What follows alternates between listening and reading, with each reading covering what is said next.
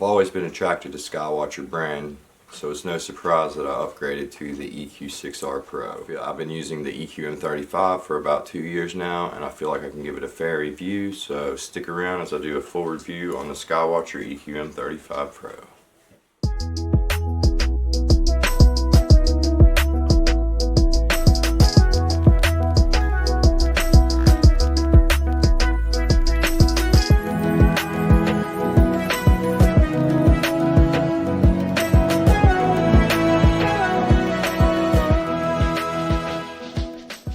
Skywatcher EQM35 Pro.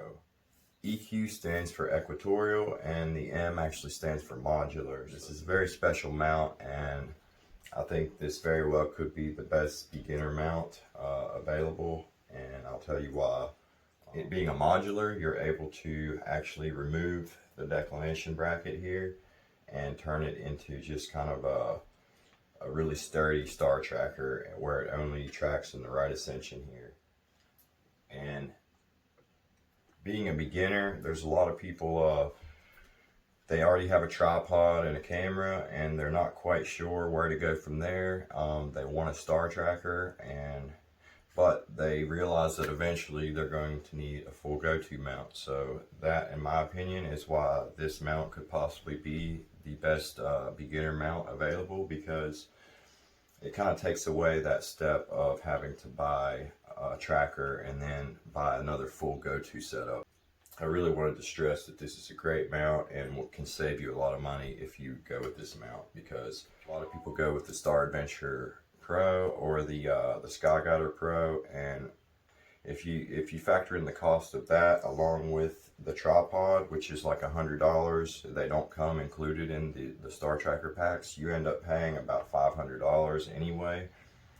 And this one runs about $750 US, I think. So for $200 more, you're able to get a system that you can use for a long time in Star Tracker mode. And when you actually grow into wanting to go a little more into deep space astrophotography, you can put the declination bracket on and have a full go-to function without having to upgrade your mount. That's why I chose this mount, because I wanted a star tracker, but I didn't want to have to spend, you know, that and buy the mount, so I went with this. There are a few things, minor things, that I don't think people really care that much about. I'm all about aesthetics, so anything plastic or anything like that I don't like.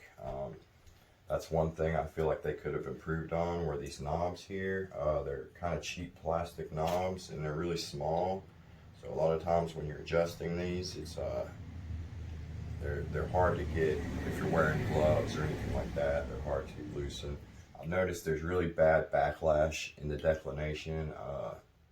When I actually use this mount to guide with, I have to turn off dithering and declination. So for some reason, every couple minutes, it just causes my guiding graph to kind of like go crazy for a couple minutes, and then it settles back down, and I think that's due to the backlash in the mount. It is actually kind of known for bad backlash, but I've gone up to 5-minute exposures, even 7-minute exposures on this with full go-to capabilities, and it's done great. I've used it for about 2 years, and I recently got the Skywatcher Star Adventure Pro declination bracket and counterweight shaft, and that's the one that you need for this. And I'll go ahead and take off this declination bracket so we can see what it looks like in Star Tracker mode.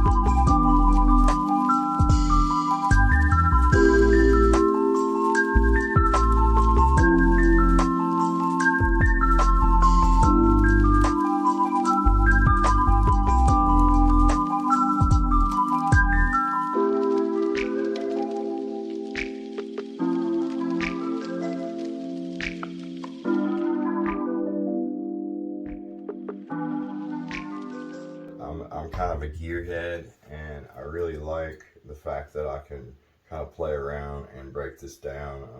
I really like taking things apart and putting them back together, so it's kind of fun, and I really like, that's why I really like Skywatcher. They always kind of pay attention to detail, and I really think this is hands down the best entry-level mount that you can find on the market today. They have a few other cheaper models of full go-to. They're about $500, and I can't stress enough how for only $200 more you kind of get a star tracker and a full go-to setup.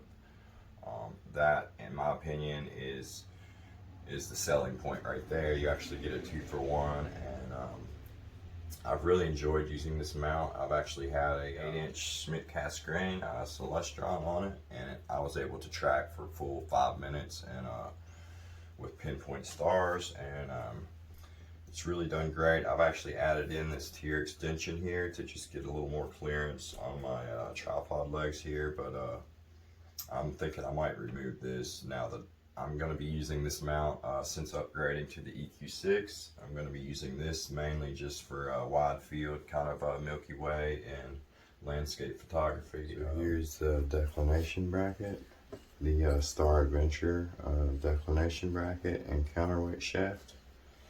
You do have to buy this separate, but it goes on right here, so like so. Stick that in there and tighten it up. And you gotta check your balance. See how that's a little heavy on this side, so you could just slide this up. Or you have the choice to slide the whole thing up like this.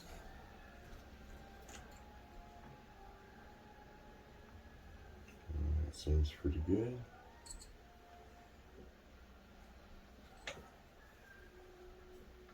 And you can move it,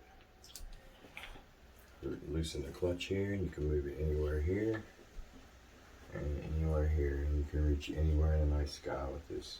If you don't have the Star Adventure declination bracket and counterweight shaft, you can rig up if you have a dovetail like this and you can mount a ball head on it, this will work. Now the knobs that hold the dovetail in place, you actually have to remove from the declination head here.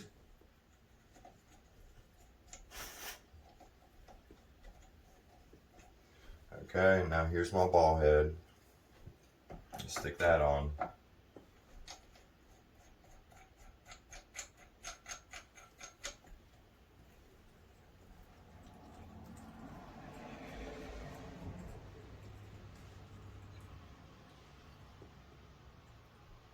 Okay, now you can stick your camera straight on it.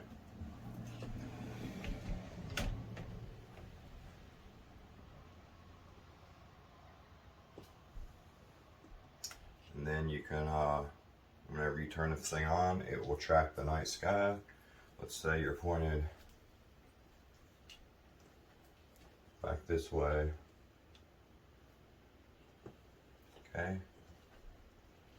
Now as the night goes, it will track on your right ascension, whatever you're pointed at. Okay, I'm going to go ahead and list some pros and cons about this, what I like, what I don't like, things they could improve on. And okay, I noticed right away when I pulled my mount out of the box and set it up, my declination was really sticky. And what I mean is it doesn't freely move. Like, I don't know if that's from too much grease in there or something, but it makes having like a really light telescope kind of hard to balance, which I don't know what the deal is. Maybe they could improve on that.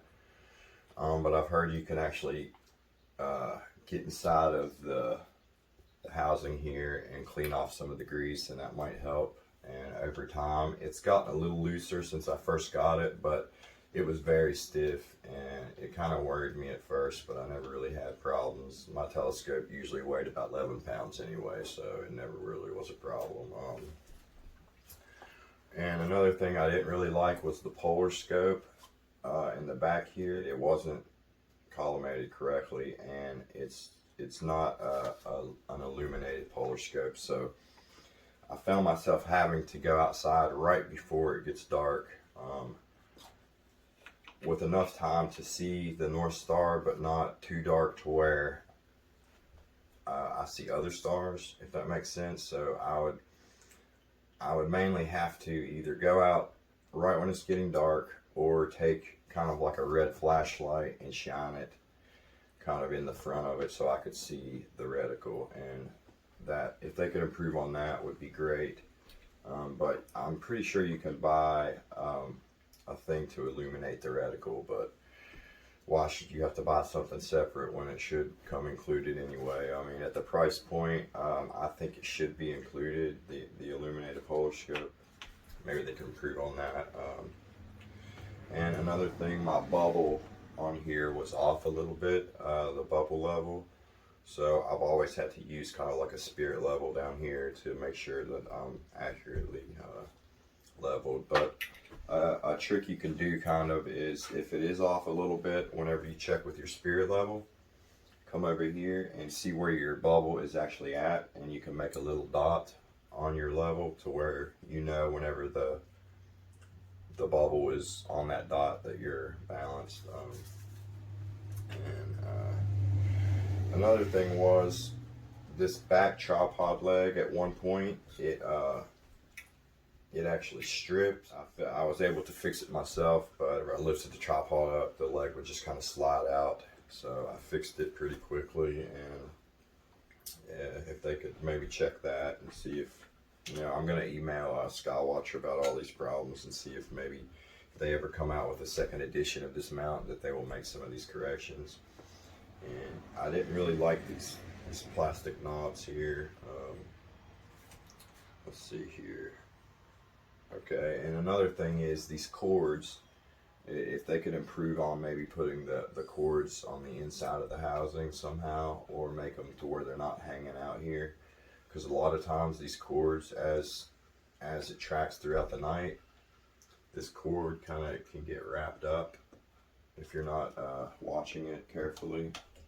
So I always made sure to kind of like keep an eye on that. Let's see here.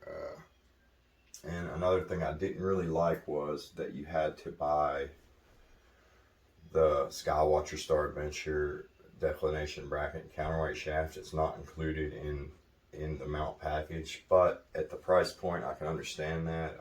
This is a hobby all about adapters and different things that you can kind of improvise and make things work.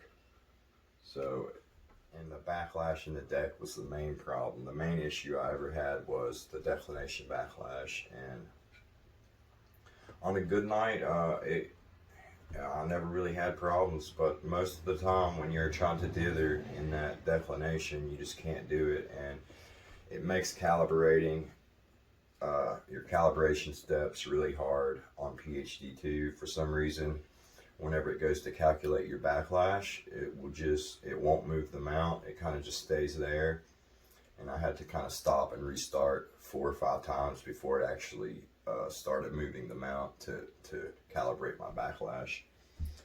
So other than that, it's been a great mount. It's really gotten me image quality that I always wanted and looked for. When I was checking other people's images on the internet, I was able to finally see that on my computer screen. It was a very special moment. And some of the pros, the things that I really like is, of course, the fact that it's a full go-to and tracker in one. That it's got a 22-pound payload capacity. And of course the price point at $750, you can't beat it. It's you will not find a better deal on a full go-to with a tracker. You just won't find it. I've done research on all different types of mounts, and at the price point, and the best things for beginners, and this is the one that I came by, and I highly recommend it. And I like the idea that it's just grab and go. Usually, even with my telescope, everything on there, I was able to just kind of pick it up and take it out fully assembled, which is great. Your best telescope is the one you use the most, and a lot of people, if they have a really big telescope with a big mount, it's really hard for them to take it in and outside, so they end up just kind of not using it, and this makes that really easy. You can kind of just grab it and go with your telescope already on it. And I really like the Skywatcher brand. They always kind of pay attention to detail. I like the green accents on here, and kind of green and white, and that's kind of what Skywatcher is known for. And all around, this has been a great mount, and I'll show some image examples that I was able to capture with it. And if you look here, it comes with a SynScan hand controller. This is where you would type in your coordinates and all that, and it goes right here in the hand controller holder. Here is the actual computer to the mount here. It's got a hand controller port, auto guiding port, so you can auto guide, and kind of just mounted it here with some Velcro. But it does come with housing to slide this into it. With this tier on here, I wasn't able to use the housing for this. You'll see your latitude adjustments here. So you would, as you move as you turn this, you would tighten that one, or as you loosen this one, you tighten this one to get your latitude here. If you're wondering what to power this thing with in the field, you can actually, if you want, you can purchase this. It's the Celestron Power Tank 17, and it's, in the summertime, I got about a good 5, 6, 7 hours. If it was fully charged, which is basically all night long in the summer, maybe not in the winter time, because it's colder and the nights are almost twice as long. So I actually switched to a regular power source, so I could just plug my mount in. But this thing works great, and it gives it enough power, to run all night. And so I'll go ahead and plug the mount. Okay, when you turn the power on, this is what you see. Start from park. We're gonna hit no. Okay, it says set your longitude and your latitude, which is already set. Set my time zone and my elevation. And we'll just say 22, 31.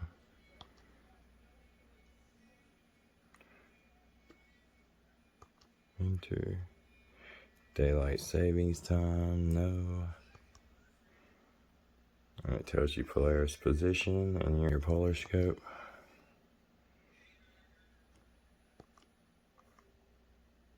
And it says begin alignment. We're gonna say no.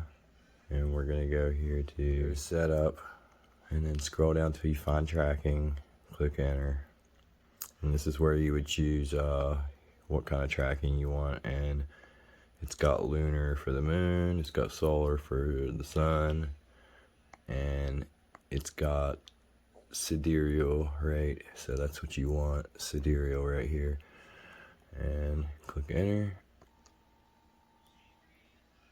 And you can actually hear the mount. You can't really hear it right there, but it's tracking. That's all there is to it. Now you're in tracking mode. You're on your target.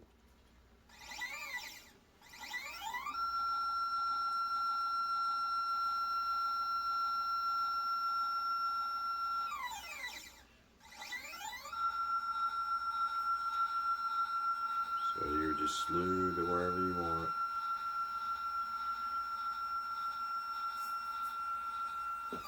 And I really like the way they left this right here, so you're able to see out the polar scope.